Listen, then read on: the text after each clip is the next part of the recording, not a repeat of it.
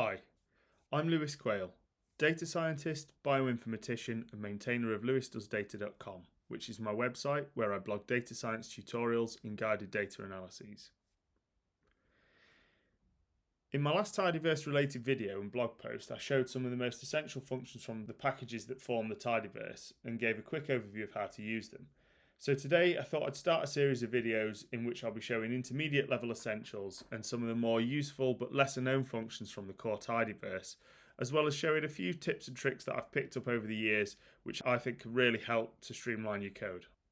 The focus of the first few videos in the series will mostly be counting, summarising and reshaping data, but then I'll go on to show some of the more obscure tricks that I've picked up over the years. So as usual, the first step is to run some setup code and load our dependencies. So in this case, the only setup code and dependencies we have to load is the Tidyverse, which will load in all the core packages from the Tidyverse. And then the next thing to do is to load the data that we're going to use. So for this series of tutorials, we're going to use the Volcanoes dataset from the Tidy Tuesday project, which is a weekly data project run by the R for Data Science online learning community, which is aimed at users of the R ecosystem. The Volcanoes dataset was originally posted on the 12th of May 2020 and is comprised of 5 data tables relating to volcano eruptions. So I'll put a link in the description below and in the blog post that will accompany this tutorial to the Tidy Tuesday GitHub README that provides more information about this dataset.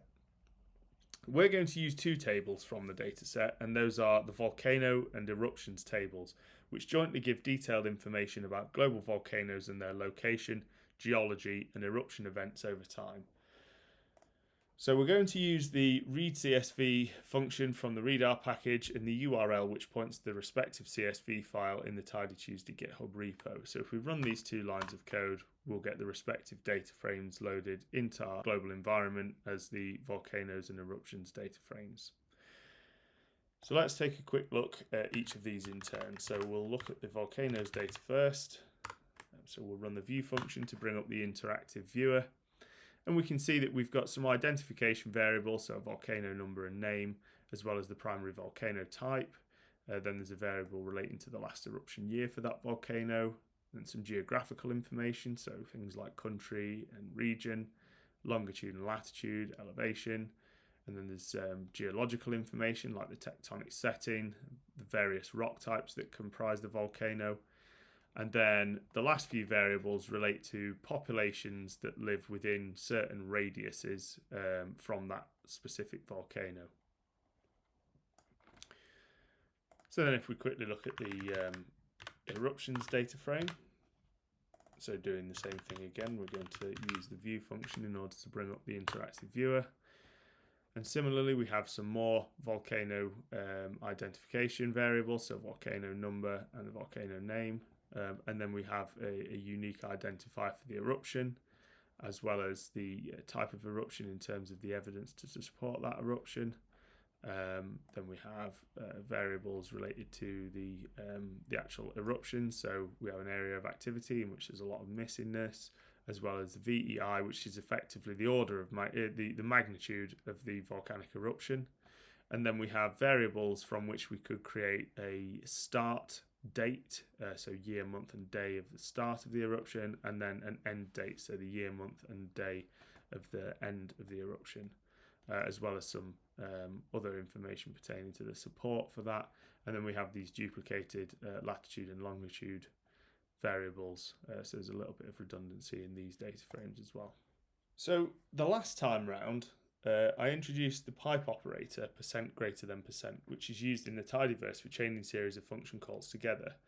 So for example, if we wanted to get an overview of the different volcano types present in the volcanoes data frame, we could say volcanoes, and then we could pipe that into the pull function, which will allow us to extract a specific variable as a vector. So we're going to extract the primary volcano type, and then we're going to use the unique function to get just the unique entries within this vector.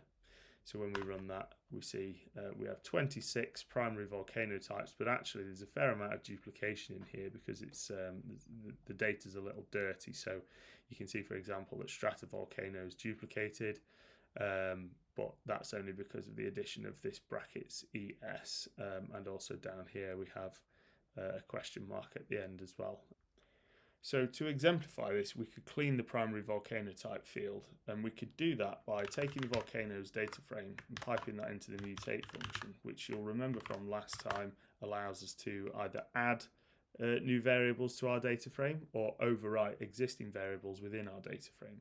So in this case, we're going to take the primary volcano type and we're going to modify that and then assign it back to the same variable called primary volcano type.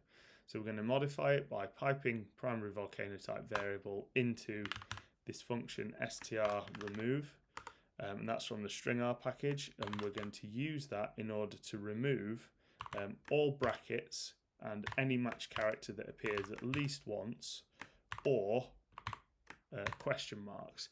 So we're going to use this regular expression in order to remove open and close parentheses with at least one any character that appears at least one time, or question marks from the string, and then we're going to pipe that into the str to title function, which will make the which will ensure that the first letter is capitalized and all the remaining letters in the character strings are lowercase.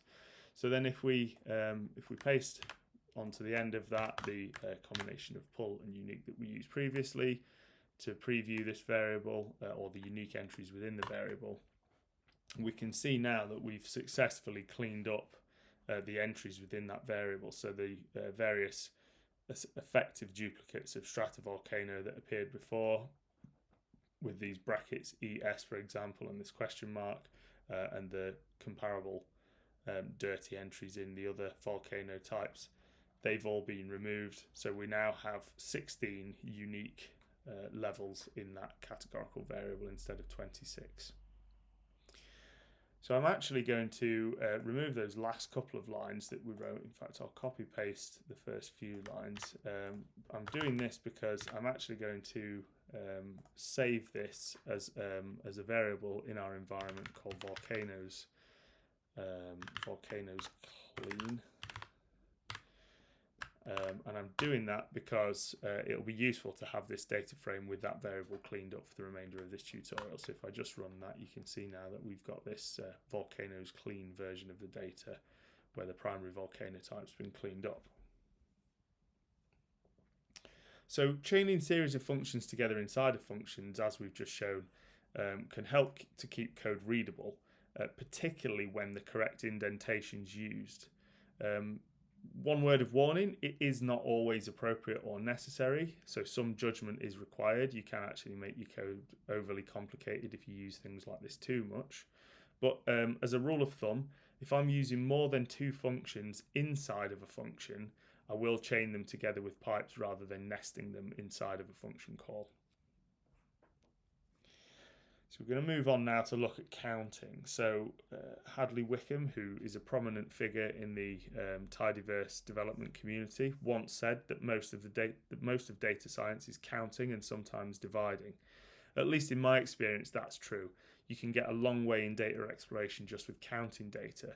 So the count function is one that I thought I'd draw attention to because I use it a lot when exploring a data set, but it seems to me to be relatively obscure with people using combinations of Tidyverse verbs in place of the count function, and that's certainly possible, but the count function, relative to the relatively small amount of code required to make a count function call, is extremely powerful and much less verbose than these other combinations of dplyr verbs. So count is effectively equivalent to using group by and summarize functions that we encountered in the last tutorial, along with the end function, which is used to get summary frequency counts. But as I said, it's a lot less verbose. So it requires a lot less code, less typing, and there's therefore less opportunity for errors, which is usually good news. But to understand count, we'll show the way of getting summary frequency counts that most people are familiar with first. So we'll take the volcanoes clean data frame and we'll pipe that into group by. The group by function creates intrinsic groups within the data on which we can then operate. So we're going to group by the primary volcano type, and then we're going to obtain frequency counts for each volcano type within the data by saying summarize and then use the n function. So that will then give us, for the 16 different volcano types that we now have in the cleaned volcano data frame, gives us frequency counts within this newly created column for each type. We could go one further by making this a little more intuitive and also arranging the data so there's less cognitive load required to actually process the information that's there. So the first thing we could do is say count equals n, and that will name the variable instead of it being called the name of the function. And then we could then pass that into the arrange function that we also encountered last time, and then use this other function descending, so that we're sorting in descending order of the count variable that we've just named. So when we run that, we can see that now we have the same data frame, but the frequency counts are called count and they're arranged in the descending order of magnitude. So let's show how you can do this using the count function. So if we took the volcanoes clean data frame, we pipe that into the count function, and then to get the first data frame that we produced, we'd simply run this. So count grouping by the primary volcano type, and you can see that that's more or less exactly the same as the first one that we produced, although it's not the name of the function, it's just called n. The frequency counts are just called n by default.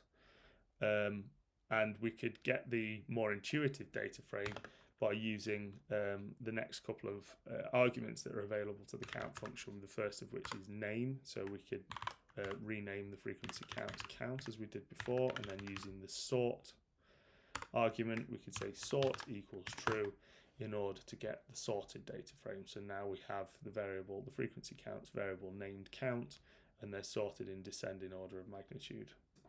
Just as using group by, it's possible to group by multiple grouping variables. Using count, it's also possible to obtain summary counts for multiple combinations of grouping variables. So if we took the code that we've just written, and for example, we wanted to count the number of primary volcano types according to country, we'd first add the country variable. So now we're grouping by country and then primary volcano type, and obtaining frequency counts for that. So when we run that, we can see that for each combination of country and the primary volcano types within those countries, we have obtained frequency counts, and as previously, we've named the frequency count variable count. So if we were to sort in this case, you'll notice that I deleted the sort argument that I copied. It would only sort in absolute frequency order, and that might not be, having grouped by this combination of variables, what you might want to do. Most people would probably want to order the primary volcano type within the countries, but of course, to have ordered the countries, you'd have to use the arrange function after this call. And if you want more complex sorting, there are more complex approaches using combinations of the count and arrange functions. But I won't show every single possibility here. We might come on to a couple of these examples a little later though. So the count function has one more useful argument that I wanted to look at here, which is the weight or WT argument. And instead of counting the frequency of the unique rows that we pass to the function, the weight argument changes the behavior of count so that it'll sum the numeric values from a numeric variable supplied to the weight argument for each unique value or combination of values in the grouping variables which are passed into the function first. So, for example, if we wanted to know for each country in the data set how many people live within 5 kilometers of each type of volcano, we could use the count function along with its weight argument to get these summarized data with relatively little code. So I'll show that here. We'll say volcanoes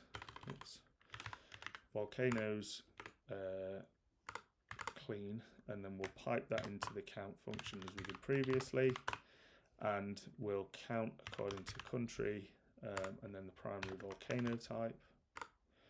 So we're grouping by those two variables, and then we're going to say weight equals population within 5 kilometers, which is another one of the variables in our data frame. And then we're going to call this the name of the variable that we're creating, total pop. So total population within 5 kilometers, and then we will sort in this case. So we'll say sort equals true. And when we run that function, what we've now done is we've used the count function then to sum up the values for each combination of country and primary volcano type. So for example, in Mexico, there were multiple entries for pyroclastic cone, each with its own associated population living within that 5 kilometer radius. And we've summed up all of those values. So we now have an aggregated total population of people within Mexico that live within 5 kilometers of a pyroclastic cone, and so on for the remainder of the combinations of country and primary volcano type within our data set. So that's about it for count, but there is another related function that I wanted to mention while we're on the topic, which is add count. So while using count is synonymous to using group by, summarize, and n to get frequency counts as a summary of the data, add count is equivalent to where you want to add counts to the existing data frame, in which case you would be using group by followed by a mutate function call, and then using n to add the summary counts for the group onto the data frame, and then subsequently using ungroup to remove the intrinsic grouping created by the group by function.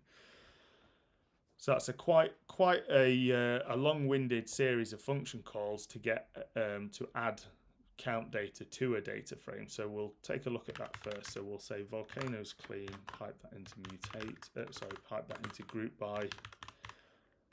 We're going to group by country, and then we're going to pipe that into mutate, and we're going to add the frequency counts on using the n function.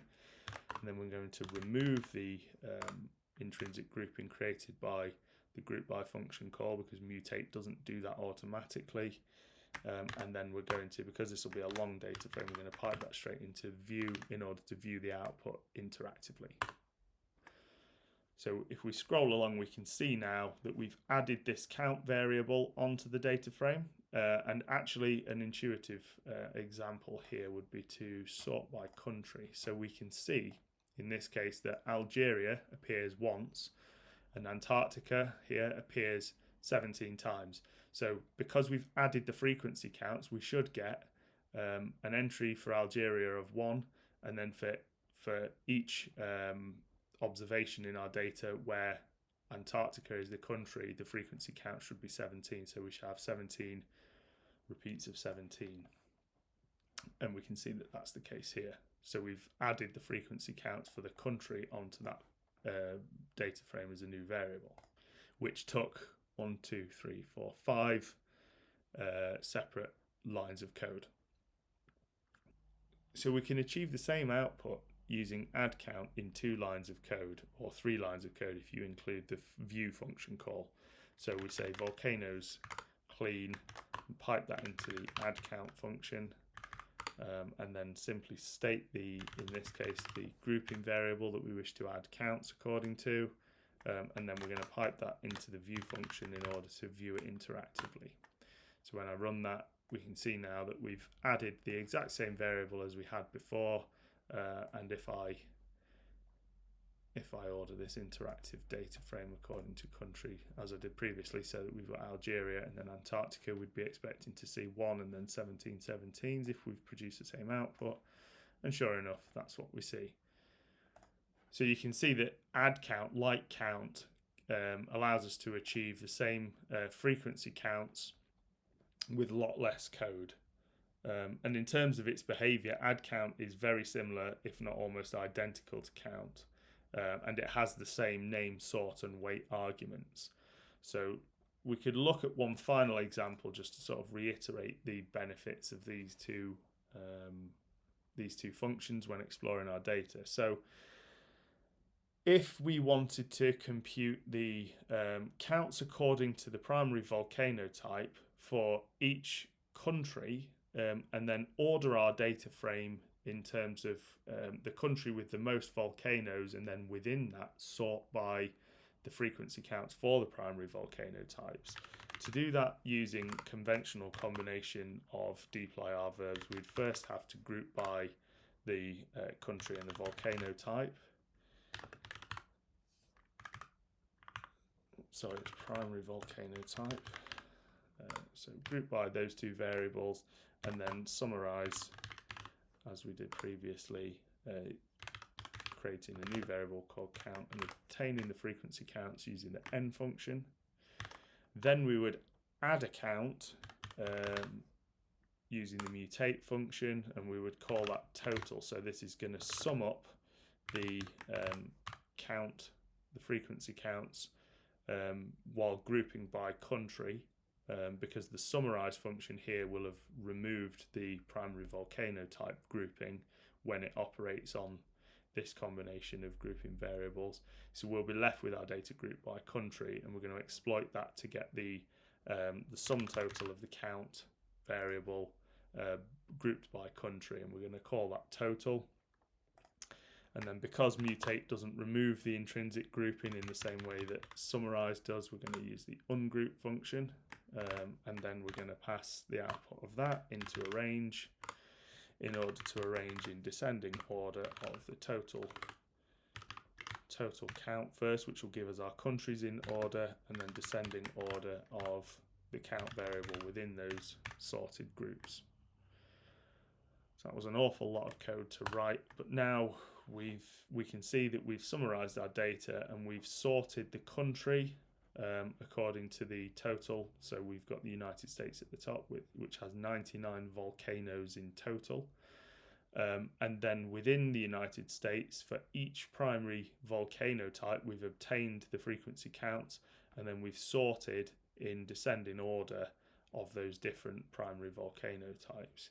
And if we pipe that into the view function so that we can see a little more of the data frame, we can see that we've done that for all of the countries in the data frame. So the country with the next most number of volcanoes is Indonesia, with 95 volcanoes in total, and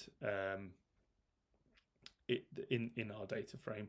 And then within that, we've sorted again by the different primary volcano types. So stratovolcano is the most frequent, and then complex is the next most frequent, and so on.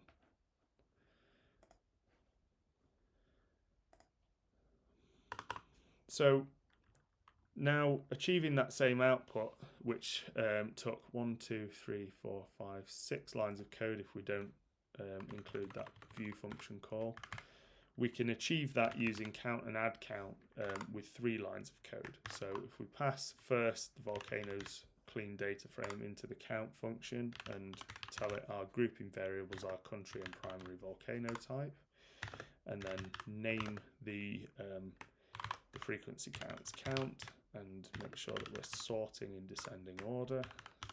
Sort is true, and then we're going to add frequency counts for country using add count, and in this case we're saying that we're grouping by country, and then we're going to achieve our sum totals of the count for each country by using the weight argument, and then we're going to name that variable total as we did above, and again we're going to say sort equals true. So when we run this, we can see now that we've produced the same data frame where we have the United States at the top, and the primary volcano type sorted in descending frequency order of the frequency of those volcanoes within that country, and we've done that all within effectively three lines of code, compared to 6. So you can probably tell that these functions are really great when you get the hang of them, and you know when and how to best combine them into your code, and with other functions to cut down the amount of code that you have to write when exploring your data. So this is a really handy shortcut for the counting, the numerous counting operations that you'll undertake, counting and summing operations and sorting operations that you'll undertake while exploring your data set. So initially, sort of sticking with the counting theme, I actually wanted to move on now to look at a bit of under the hood trickery from some of these dplyr verbs that most people don't realise is possible. We're going to use three workhorse functions that we've already seen, so count, group by, and filter, to show you this behaviour. So most people don't know that you can create variables on which to operate within the count, group by, and filter functions. So let's imagine that in the eruptions data frame we wanted to count the number of eruptions that occurred per decade. And we could do that in a relatively long-winded manner, even though we're going to use count, as follows. So we say eruptions and then pipe that into mutate. And we create a decade variable, and we can get the decade by saying take the start year variable in our data and perform integer division on that, dividing by 10, and then multiply the output of that by 10. And then we're just going to pipe that into the view function so that you can see that. If we now run this code chunk that we've just created and scroll over, we can see that we've now added a variable called decade. Now, some of you might be wondering what was all this integer division stuff. So what we've done is we've taken the start year and we've performed integer division or truncated division by 10 to give us a sort of base year, and then we've multiplied by 10 to effectively round the year to the nearest decade. So let's take a look at that quickly. So if our year was 1991, we could perform integer division on that, dividing by 10, and what we're doing is saying how many times does 10 go into 1991, and the answer of course is 199. So then if we multiply that outcome by 10, we're effectively going to add a 0 onto the end. So in this case, what we've done is we've rounded the decade down, or the year down to the nearest decade.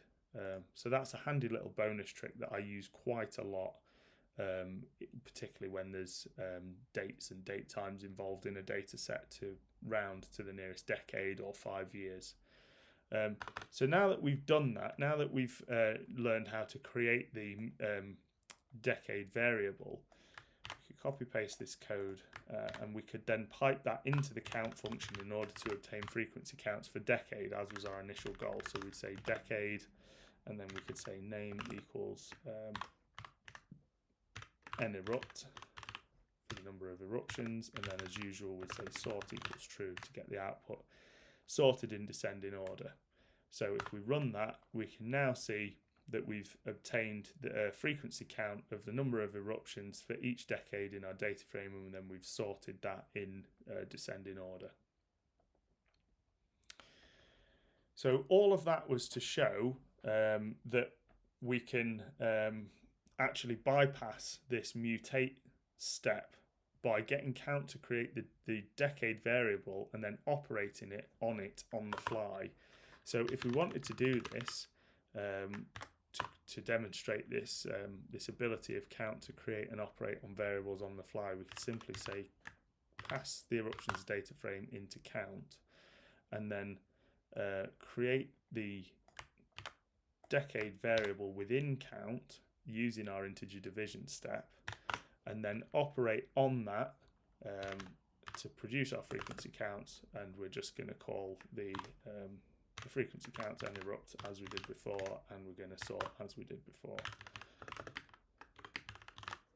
So you can see now that we get exactly the same output as we did here, but we've eliminated this mutate call because we've created the decade variable and then count as counted for that decade variable, all within the count call. So I think that's probably the most simple of the three to try and explain. So this behavior of being able to create grouping variables on the fly is also true of the group by function, and in fact count is actually a wrap around the group by function, which is why it inherits some of this behavior. So we can see that this is also true of group by if we use the more long-winded group by and summarize approach to get the same summary table that we've just created. So we'd say eruptions. We'd say eruptions, and then pipe that into group by, and then we can say within the group by call create our decade variable, and then pass that on to summarize in order to get the number of eruptions. Number of eruptions.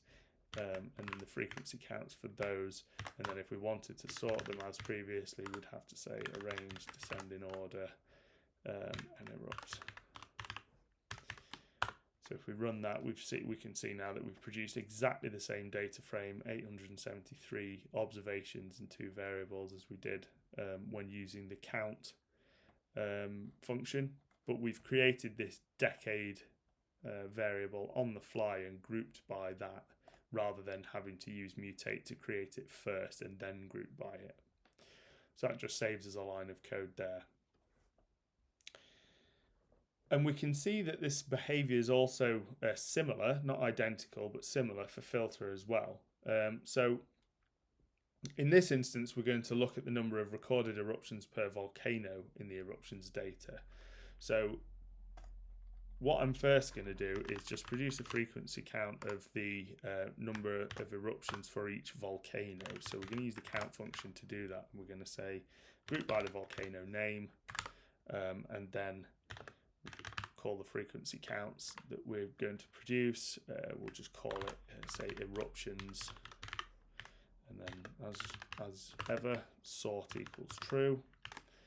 So now we have the frequency count for the number of eruptions for each of the named volcanoes in the dataset. So now imagine that we were only interested in doing an analysis on the volcanoes in the eruptions data with more than 180 recorded eruptions, which would leave us in this case with the top 3 volcanoes shown here. So all of the entries for those top 3 volcanoes. So the quickest way to get this using a combination of the verbs that we've seen so far, or the functions that we've seen so far, would be to add a count variable to the data frame and then filter on that. But we can actually filter without creating a new variable in the similar way that we've just seen for creating and operating on newly created variables on the fly for count and group by. So in this case, we could say eruptions, and then pipe that into the group by function. So we're going to group by the volcano name, similar to how count would have grouped by the volcano name here to obtain the frequency counts. And then we're going to pass that into the filter function. So we're going to say produce frequency counts for each of these groups, and then filter those frequency counts where the frequency count is greater than 180. And then we want to also use ungroup in order to remove the intrinsic grouping formed by the group by function, because similar to mutate, filter doesn't automatically remove this, so our data would remain grouped if we didn't use ungroup here. So if we run this, we can see that it's not too easy to see with this preview, but the entries are for the volcano name. So each of our observations are only the volcanoes which were the top 3 in that frequency counts table that we produced previously. And we could actually sanity check this by adding on the count function that we used previously, which I'm just going to copy paste actually. So we could add that on, and that would give us the frequency count for the newly filtered data frame in order to double check that we only have the top 3 volcanoes that we said we should have had. because they had a number of eruptions greater than 180, and that's the case here. So all of these functions here will save you extra steps of creating variables either in your environment or adding variables to a data frame, thereby saving you time, typing, and room for error in your code, and also helping you maintain that fluid workflow state that you can get into when undertaking exploratory data analysis in a fluent manner. So that brings me to the end of this set of tips and tricks, but I'll be back very soon with the next part in the series, and with it more Tidyverse trickery and obscure functions to help you get more complex tasks done with relative ease. But in the meantime, I hope you enjoyed the video and tutorial, and if you did, please like and subscribe to my channel if you want to keep up to date with my latest tutorial videos, and also feel free to get in touch with me either via the comments on YouTube or via my website. And have fun with your data analyses, and I'll catch you next time.